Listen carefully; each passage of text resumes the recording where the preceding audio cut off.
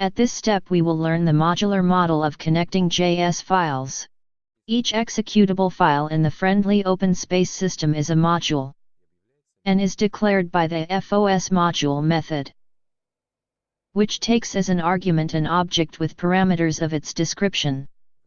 Let's analyze a general example of the module description. There are three main properties in the module method parameter. The name property is the name of the module. It is also the URI of the JS file itself. The URI is the address of access to the resource, both from the server side and from the client side of the application. The address format consists of two parts separated by a colon. The first part of the address is the package name. The second part of the address is the location of the file in the package directory. If there is no colon, the address is assumed to be from the root directory of the application. The next property, array dependencies,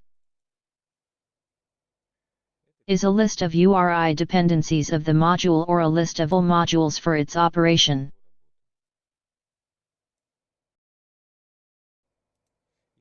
The last property of module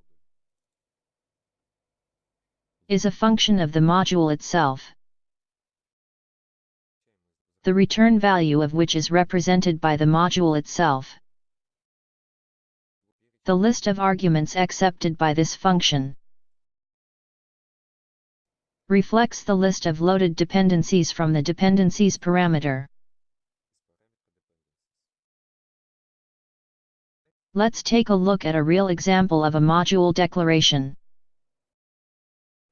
Let's create a module named error.js in the root directory of the application.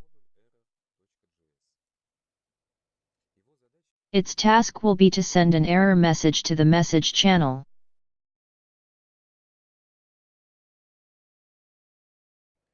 The return value is the module object error. The list of dependencies that we need is actually the event itself.